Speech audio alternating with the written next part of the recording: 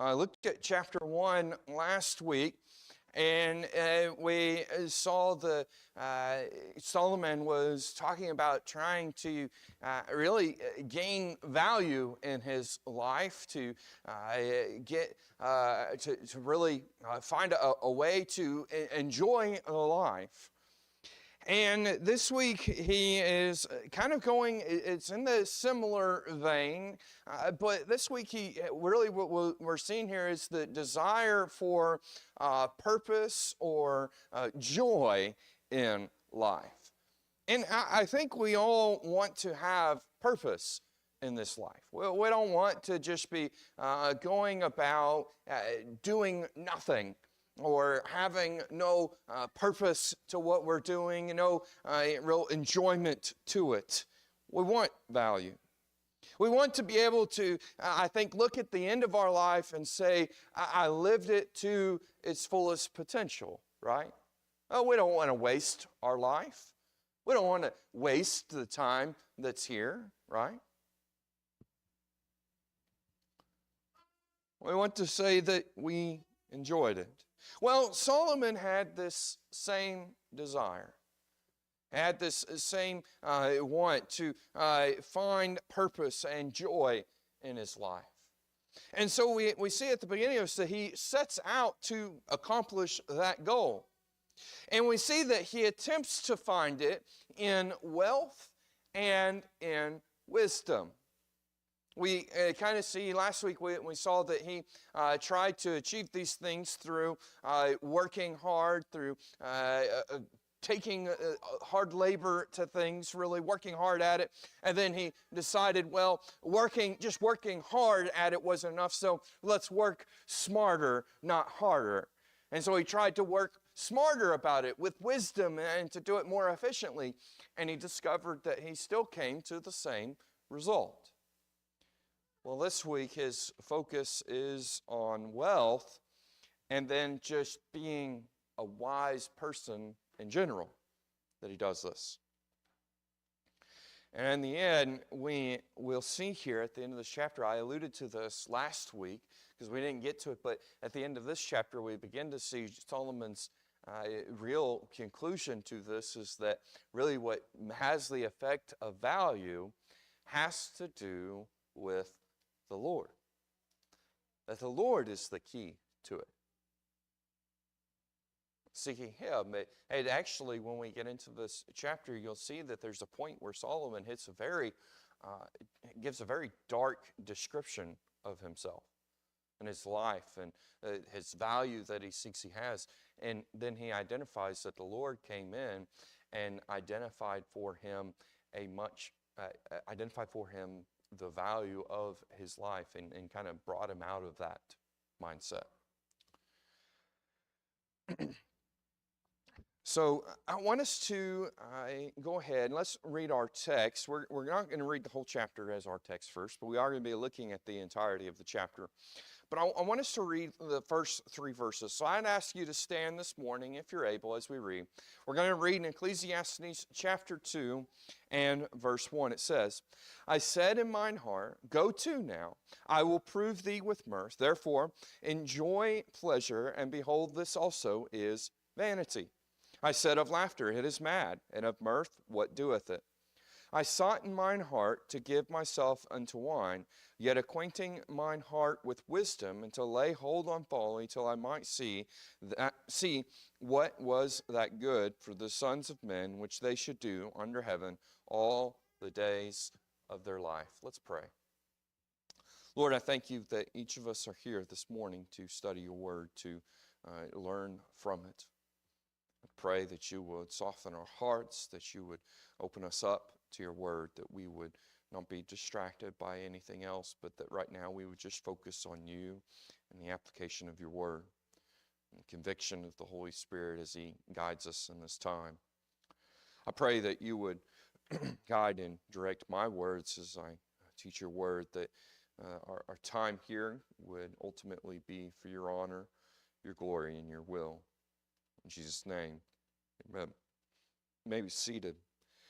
As we begin here, we see the first thing is that Solomon seeks purpose through wealth.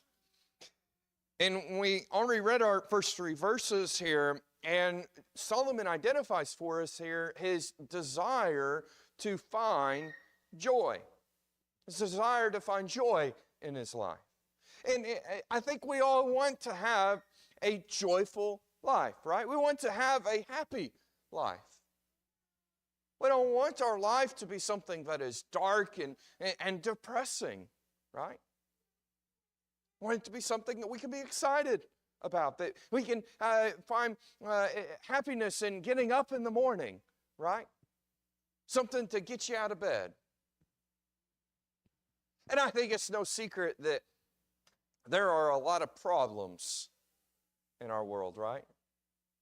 There's a lot of problems around us. Things go wrong. Some people enjoy talking about all the things that are wrong. There are the news, it seems like all they want to do is talk about what went wrong or what could go wrong. It's a lot of negativity. And I'd like to believe that we would all rather know some happy things, right? To enjoy things. And this is what Solomon wants. He's seeking to gain satisfaction or purpose in his life. And his purpose is presented here in being joyful and having pleasure. He says, I said in mine heart, go to now. I will prove thee with mirth. Therefore enjoy pleasure.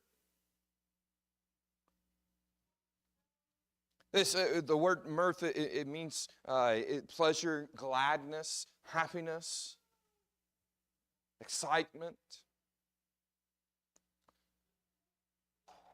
He tells himself, hey, self, let's go out and seek. Let's try and find what makes us happy.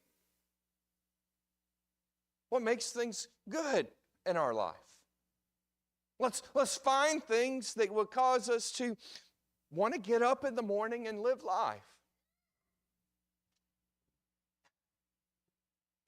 And so he says, I'm going to go and I'm going to seek out anything that would bring that to me. But notice here what he says at the end. He went out and he says, and behold, this also was vanity. He said, in going out and doing whatever I wanted to do, seeking out whatever I wanted to seek out, it resulted in vanity. And we'll get more into that as we go along, this vanity that he discovered from it.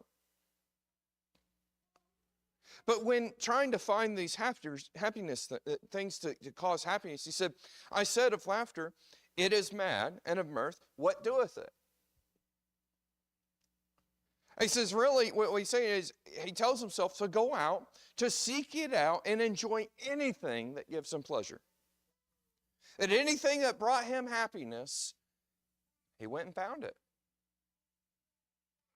He went and sought it out. He didn't hold anything back.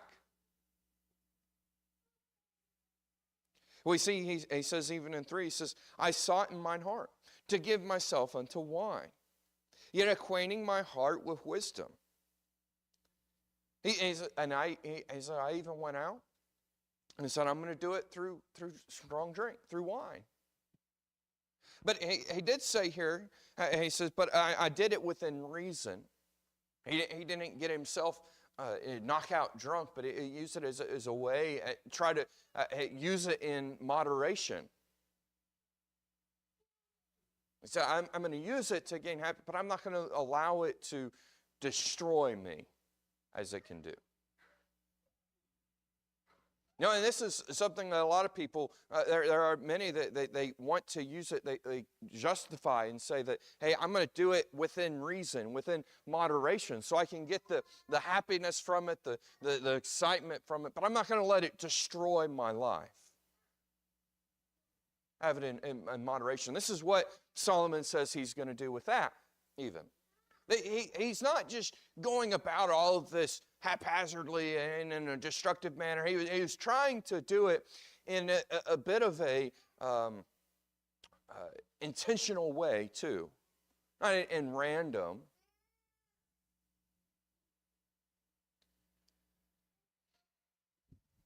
He wanted to keep his mind sharp, but his purpose was to find happiness without going about in an excessive and foolish manner. Which, it's really the way that a lot of people try to walk. They want to do whatever they want to do, and they say, well, I'm not going to be haphazard with it. I'm not going to break the law, or I'm not going to do things in excess, but I'm going to do it in a way that I can get the happiness from it. This is what Solomon's saying.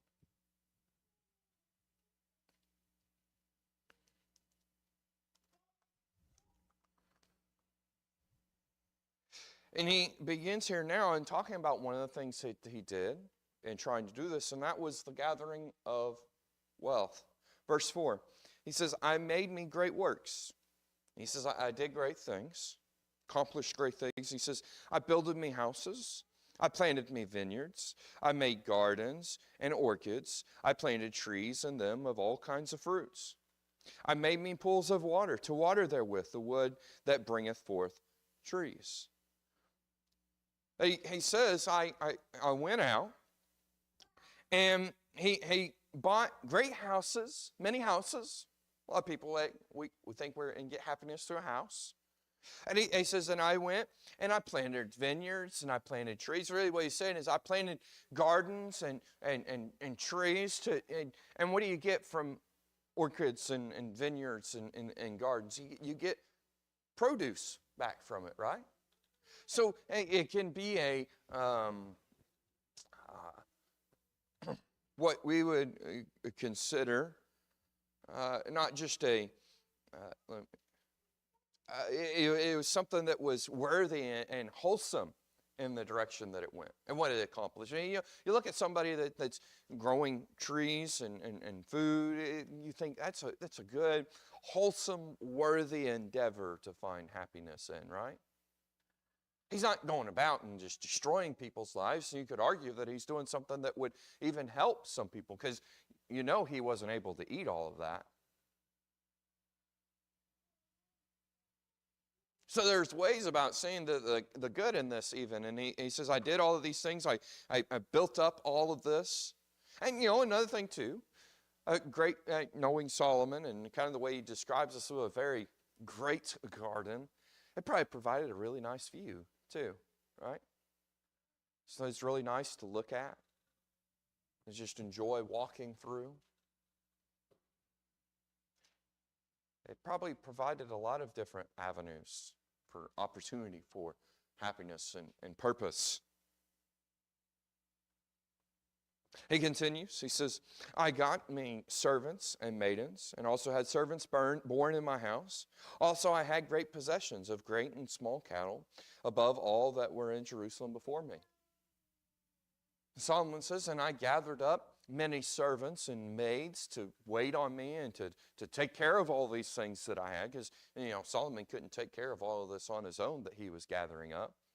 And he says, and I had great cattle or animals, livestock.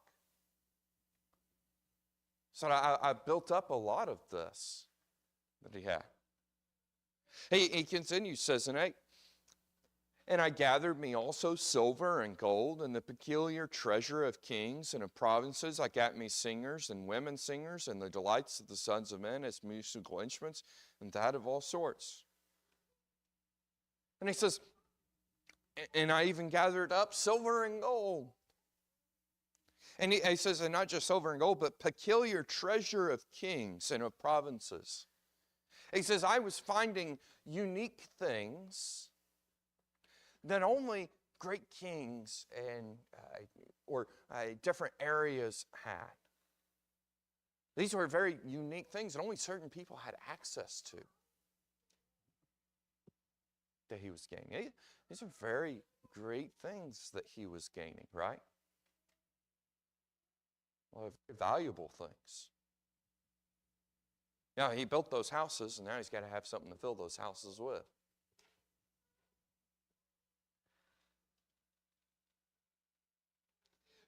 And he said it at the end of verse 7.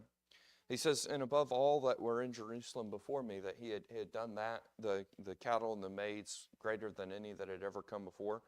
And if we look as well at verse 9, he says, so I was great and increased more than all that were before me in Jerusalem. Also my wisdom remained with me. Solomon says, he says, I went so far above and beyond in gaining everything that I possibly could that could make me happy, that could give me purpose, that I did it more than anybody that had ever come before me.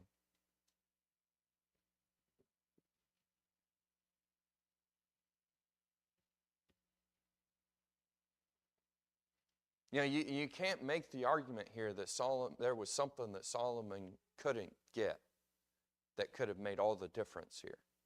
What Solomon's putting out here is he's saying, I got everything that you could get. I did everything that you could do. There was nothing holding me back.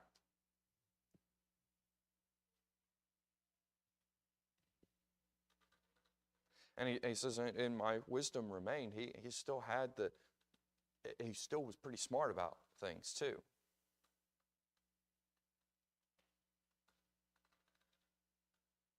He wasn't just blindly, willy-nilly going about doing things. He was trying to be thought out in the way he was doing these things.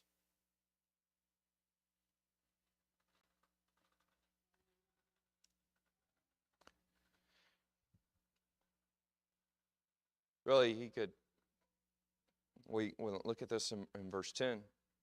He says, and whatsoever mine eyes desire, I kept not from them. I withheld not my heart from any joy.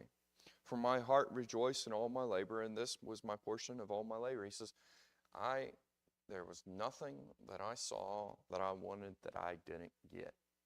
You know, I don't think there's anybody here that can say there's nothing that I have ever seen that I was able to not get, right? There's probably something each and every one of us still be able to look at and say, I still would like that. Solomon says there wasn't anything that I wasn't able to get that I wanted. There wasn't anything that was held back from me. If anybody knew of something that you could get to give you permanent happiness and joy, to give you purpose, Solomon would have found it. He did find it, but not in these things.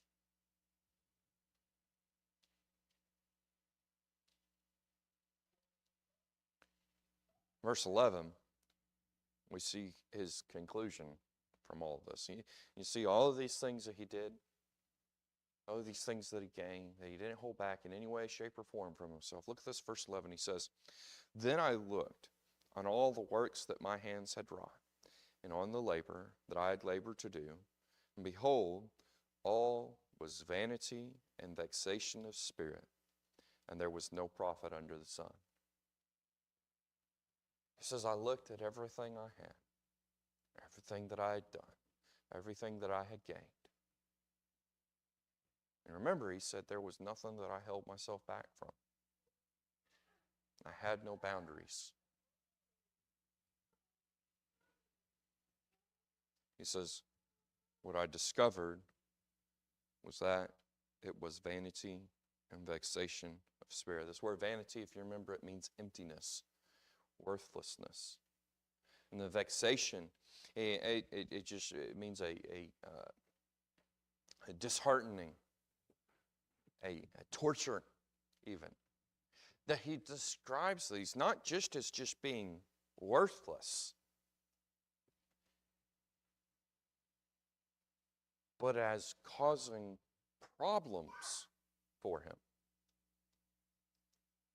They caused problems for him. And why did he get all of these things? To give him happiness and purpose. To do the opposite, right? But he discovered it gave him nothing. In fact, it hurt him. It wasn't just a waste. He didn't just waste his time. It was a pain for him. And so he says, there was no profit under the sun. He says, I didn't have any value. I didn't gain anything. Now, how many of us would look at somebody that had multiple houses, had multiple servants, had multiple animals, livestock, had multiple gardens, very great gardens, had anything that he could ever want, nothing ever held back from him, and had done it in far excess than anybody that had ever come before him? Would you look at him and say, his life is unprofitable? Would you look at them and say, they've got problems? In fact, we would probably, if we're making this without having read ahead and what we're going to look at, would say, hey, they got everything exactly where it needs to be, right? They've got everything figured out. They probably live in a great life. They're probably so happy. They probably got so much purpose in their life.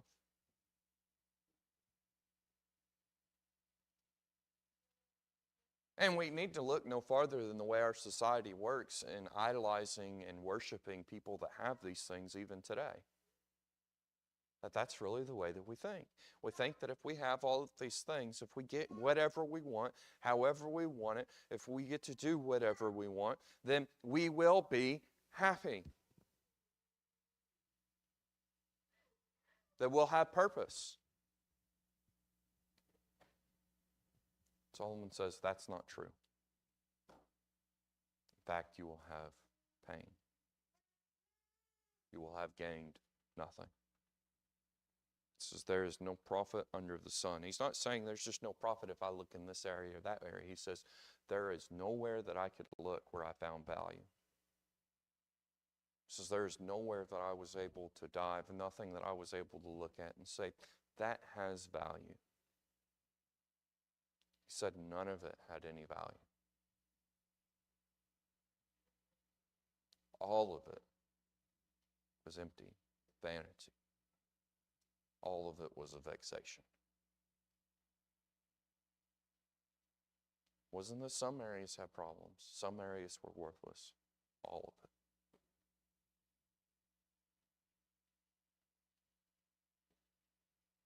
You know, people will try to sell us that all the wealth of the world, that will bring joy, that will bring permanent happiness, but the opposite of true. Just seeking all of those things alone results in depression and problems. It doesn't help us have joy or happiness. In fact, it prevents it. But everybody keeps lying. Everybody keeps telling you otherwise. And I think there's two reasons for this. I think that the first reason is pride. People don't want to admit that they've made a mistake, that they've done it all wrong. They don't want to say, I did all of this and it was a waste of time, because they don't want to admit that they were wrong. And then the other part is that I think people just really, truly, and again it goes back to pride again, they really, truly just want to reject God. And if they and in order to reject God, they have to reject the truth that what they're doing is a waste of time.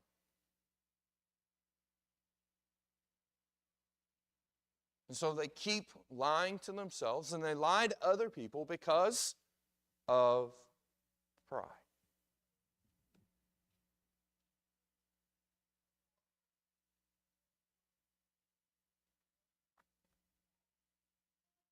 So Solomon, he did all of this, and he says, well, that didn't work. So he tries to seek purpose through being just wise. Not being wealthy, just being wise. Making right choices. Go in the right direction. Look at this, verse 12, the comparison he makes. Verse 12, he says, and I turn myself to behold wisdom, and madness, and folly. For what can a man do that cometh after the king, even that which hath already been done? He says, so since I couldn't buy happiness, Solomon says, I tried to find happiness through another means. He tried to find it through wisdom. He is a very rich man, and that didn't help him. So he said, well, I'm also a very wise man, so let's try and do it that way. He says, nobody is greater at this wisdom thing. Nobody else is wiser than you, so let's figure it out this way. If anybody's going to figure it out, it's you. And the first part of wisdom, I heard this saying, what's the definition of insanity? It's doing the same thing over and over again, expecting different results. Now, there's a lot of times we just keep doing the same thing over and over and over and over again, expecting different results, and we don't get those results. Well, the right choice would be to do something different. So Solomon says, well, I tried doing this, it didn't work, so let's do something different.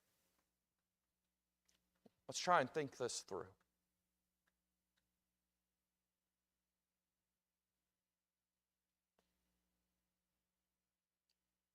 So he says, I sought out. He looked for wisdom. And he says, and he looked at madness and followed things that were foolish, were bad.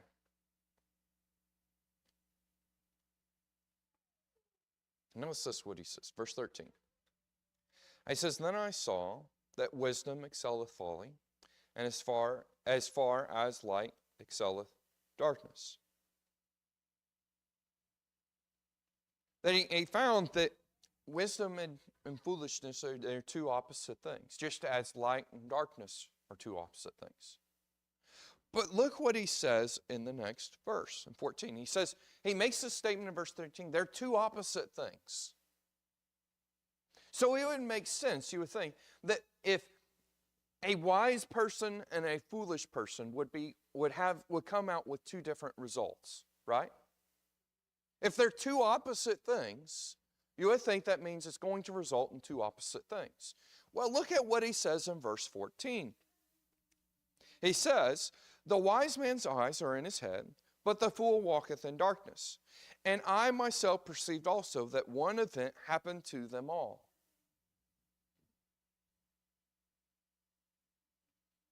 He says that the wise man, he doesn't just wander around like the fool. The fool, they walk their life as if they're in darkness. I think we've all probably wandered around in the dark before.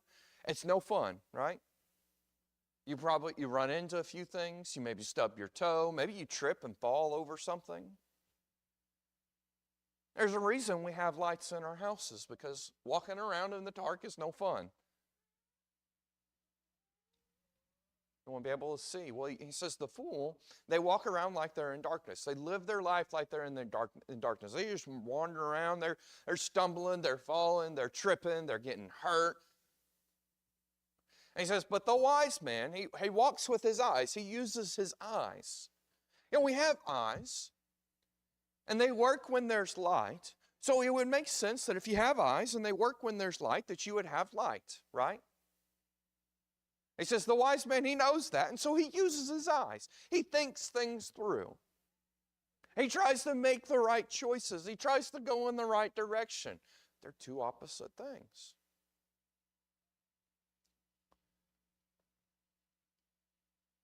But he says, I found, though, that the foolish man and the wise man end up in the same place.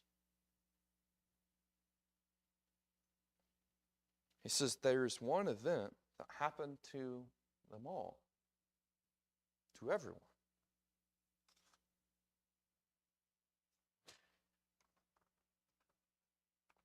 He says they both end up in the same place. Because the whole purpose of looking at the difference between being foolish and wise was that he was expecting that it would gain him purpose, right?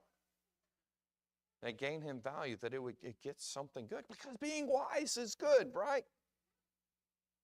I think we all agree that being foolish is foolish.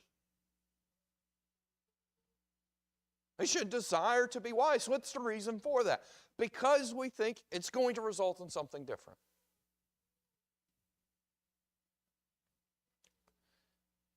So Solomon says they both end up in the same place. Let's look at what he says. They end up in the same place. Verse 15, he says, Then said I in my heart, as it happeneth to the fool, so it happeneth even to me. And why was I then more wise? Then I said in my heart that this also is vanity. For there is no remembrance of the wise more than the fool forever, seeing that which now is in the days to come shall all be forgotten. And how dieth the wise man? As the fool. This is what Solomon discovered. He said, no matter how you live your life, you're going to die. And when you die, you'll be just like the foolish man, dead with nothing. That's what he said. He said, no matter what choices you made, no matter what direction you go, you end up in the same place, dead. They say, well, you had a valuable life. You left some good things behind, right? Well, look at what he says about this, about having done a lot of great things and leaving some things behind.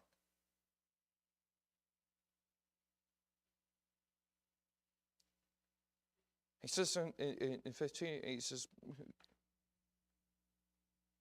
well, I was getting ahead of myself with that last statement, but in verse 15, he says, with the wise men, the fool, they both stopped going on.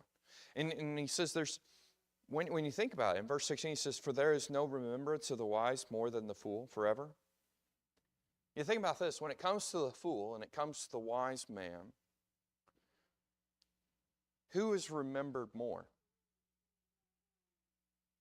And let's think about in the context of years after their death. Because we remember everybody the first short amount of time they're gone. But let's just look at the next generation. Who remembers them? When you're a generation removed, who remembers what they did? You know, we look at our history books, and you look at really great and important people throughout history. And there's a few people that we know a little bit about, but let's be honest here. In the context of all of society, all people on the earth, how much of them is remembered?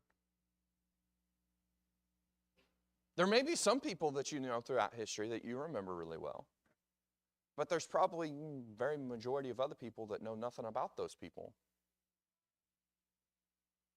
And because of just historical documents getting destroyed, there's people that lived in the past that were probably much greater than people that we remember today that we don't remember because we don't know about them.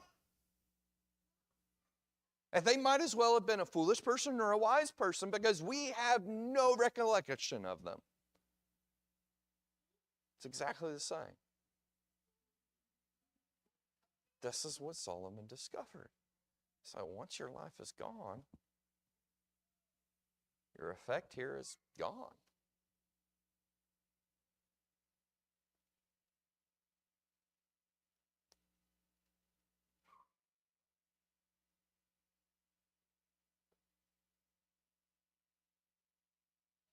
And so look at his conclusion from this, verse 17. He says, therefore, I hated life, because the work that is wrought under the sun is grievous unto me.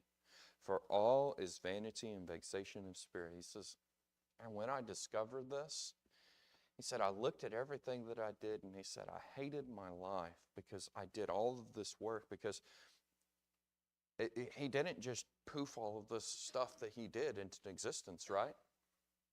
All of the wealth that he gained and all the things that the studying that he did with being wise and foolish and learning all, that didn't just all happen overnight. He had to put work into it. He had to work in his life. Like when we know the Lord promised to give him wisdom and power and wealth, but he still had to work, okay? He didn't just sit in his room all day and it just all poofed into being. Now, you may have gifts that God has given to you, but even with a gift, you still have to work in using it, right? Just because it's a gift doesn't mean that the results of it just poof into existence. And so Solomon says, he says, I looked at all that this was, and I said, there was nothing. So he said, I hated my life. He decided there was no purpose to his life. He said, I had no effect. His conclusion from all of these things was that he had no purpose.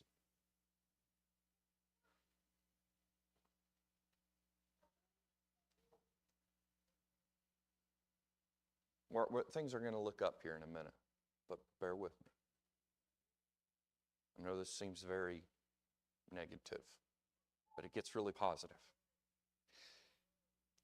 So Solomon, he realized he had no purpose, so he decided, I'm going to seek purpose and find out what happens. Verse 18, notice this, he says, Yea, I hated all my labor, which I had taken under the sun, because I should leave it unto the man that shall be after me.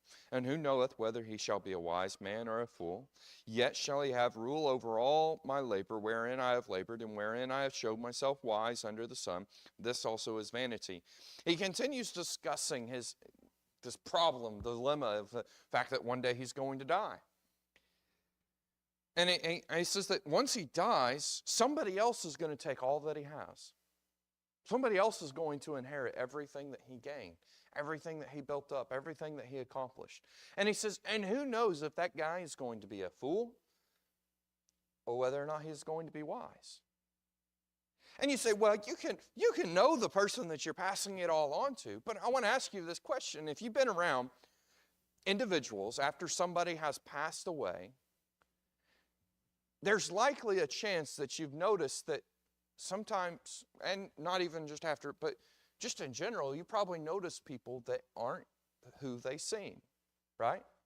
You think they're this kind of person, they make these kind of choices, they do these kinds of things, and later on you find out, oh no, they actually don't. And when it comes to great wealth and things, we've probably all heard the saying that money changes people, right? There's people that they win the lottery and come into great money and it destroys their lives because they didn't know how to use it, they didn't know how to respond to it. There's people that inherit great sums of money or great wealth, and the person that was passing on probably thought that they were making a good choice, and then once the person got it, it was discovered they actually weren't all that wise. So in the end of it, there's really not really a way to know for sure what is happening to it. And Solomon says, so I've done all of this, and a foolish person could get it and destroy it all, or a wise person could get it, and really it's still going to end up, he's going to die, and it's eventually somebody foolish is going to get it.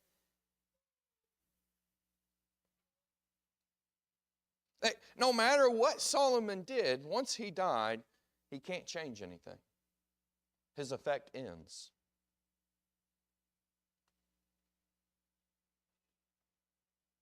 So he says in verse 20, Therefore I went about to cause my heart to despair of all the labor which I took under the sun. And so he says, I realized that there was no value in my life. And I want you to notice here, he says, I caused my heart to despair. He was so upset about his realization here that he took himself farther. He drug himself farther. You know, as somebody that has dealt with depression, something that is very common is that your mind really convinces you of things that aren't true. It'll actually take something that isn't all that bad and make it worse.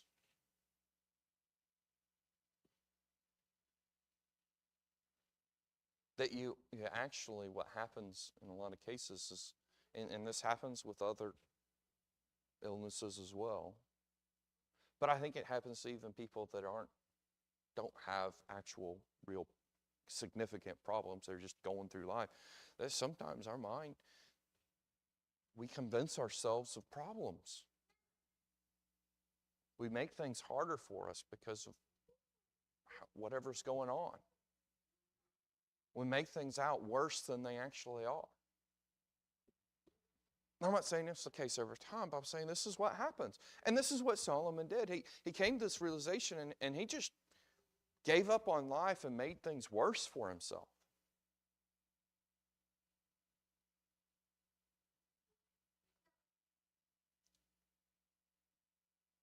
He says in 21, he says, "For there is a man whose labor is in wisdom and in knowledge and in equity, and yet to a man that hath not labored therein shall I leave it for his portion. This also is vanity and a great evil. For what hath man of all his labor, of the vexation of his heart, wherein he hath labored under the sun?" He says, what's the purpose to everything that I'm doing here? What am I doing?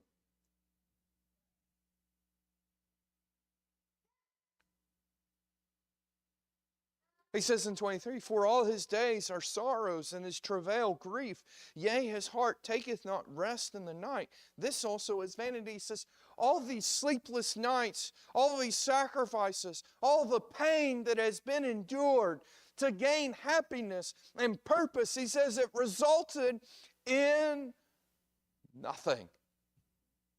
And what did he start out to do? To make his life better. And he says the result is nothing.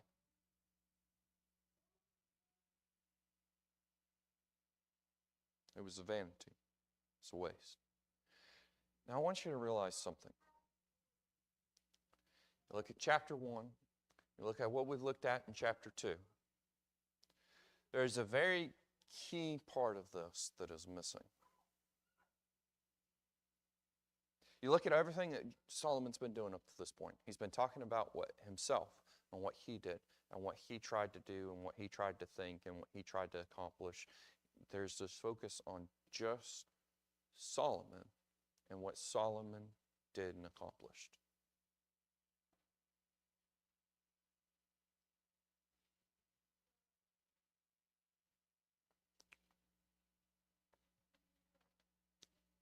Let's continue reading.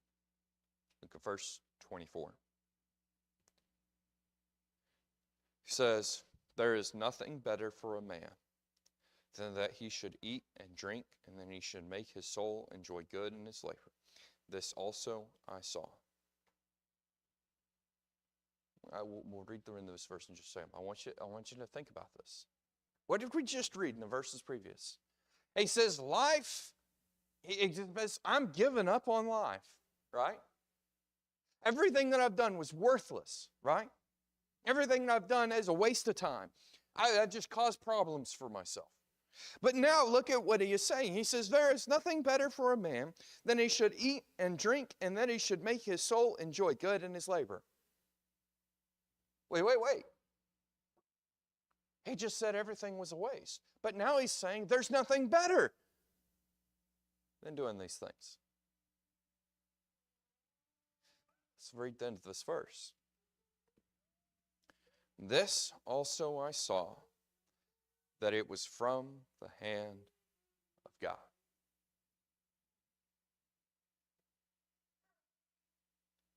There's the key difference. Up until all of this before that he talked about, he was looking at it through his own understanding, through his own path, through his own wisdom, through his own ability, through himself. And he gave up on life because of that. But now he looks at it and he says, there's nothing better than this life. And enjoying it and doing the things that are here. This life was meant to be enjoyed. And he says, I discovered that from the hand of God. What he's telling us here is, he says, the key to actually enjoying this life is God. Is doing it the way that God told us to do it. Allowing the Lord to guide us, to lead us. He says, God is the key to purpose, to value,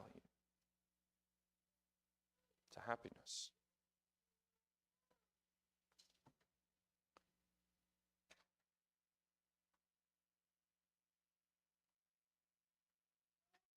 That God showed him the value in enjoying God's creation. And God had given it to him. I want you to understand this. Man and woman were created to live on this earth and to walk with the Lord on this earth.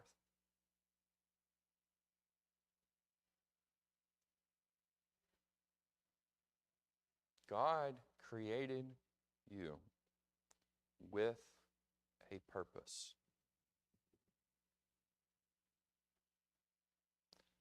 God created this earth and the lives that we live and the things on it with purpose. Now, because of sin, we've corrupted a lot of things. But the original plan was with perfect purpose. And God still can help us to have that purpose, that value. But the key is the Lord.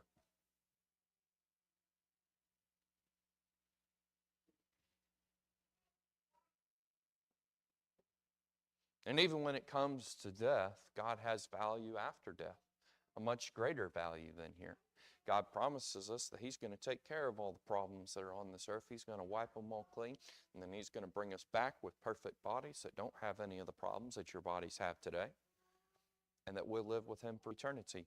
We will be on this earth after He's cleansed it, made it clean.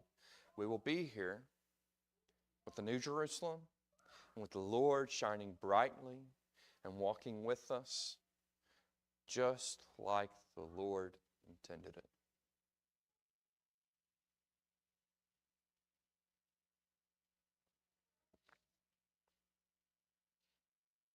I want you to look at verse 25.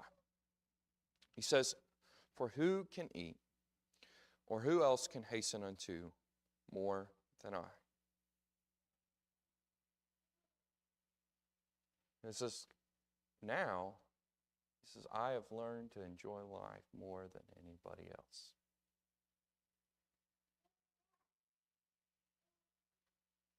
Wasn't that what he set out to do in the beginning? Was to enjoy it more than any other person? To have a greater purpose than anyone else? And now he says, I have it. How does he have it now? The hand of God. Look at verse 26. He explains this farther. He says in verse 26, "For God giveth to a man that is good in his sight wisdom and knowledge and joy. But to the sinner he giveth travail, and to gather and to heap up that he may give to him that is good before God. This also is vanity and vexation of spirit." He says, God gives to man, God gives to people, as in his sight, wisdom, knowledge, and joy. That all these things that Solomon was looking for, trying to gain. He says God gave it. God gave a good version of it, a powerful version of it, a fulfilling version of it. God gave him purpose and value. But he says the one that ignores the Lord will have the opposite. Will have this travail and vanity and problems that Solomon is talking about at this point. He says the sinner is the one that has all of these problems. Now, he's not saying life is perfect with the Lord. He's saying purpose and value comes from the Lord. Joy comes from the Lord. You probably heard me multiple times throughout this talking about enduring happiness, continuing happiness, true happiness.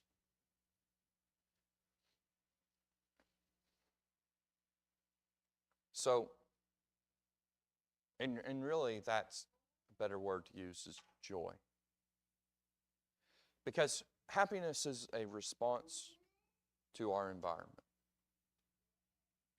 It's fleeting, it comes and goes.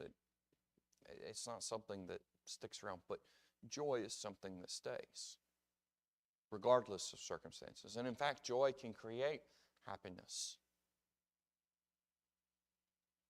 can strengthen happiness. You may be looking at the things that you're trying to gain or trying to accomplish and these things that you're trying to do separate of the Lord. And you may say, well, I'm having happiness with these things. So you're lying to me. I'm having happiness. Well, no, you're not. And you don't need to look any farther than the many, many people that have all the things that you're trying to get that are ending their lives and that are depressed and that are upset and are bitter.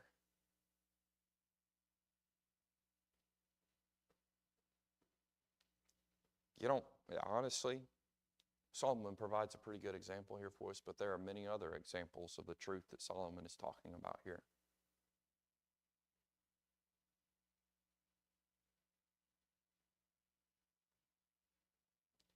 The key to enjoying this life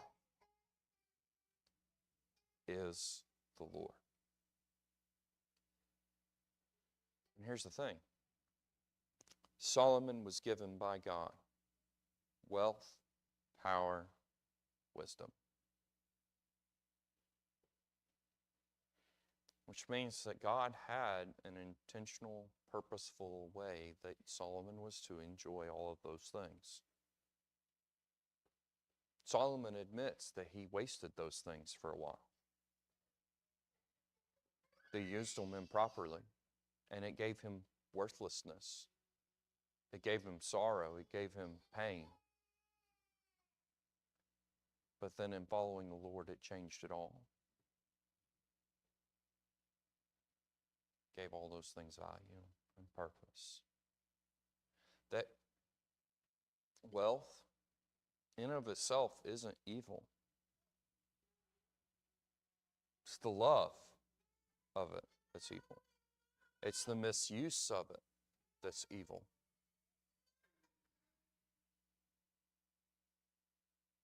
Being in places of position, power, probably the most powerful you think of as government. Well, government is something that was given to us by God. It's something that God tells us we need to have, which means it's not in and of itself evil. It's when we misuse it in evil ways. It makes it bad.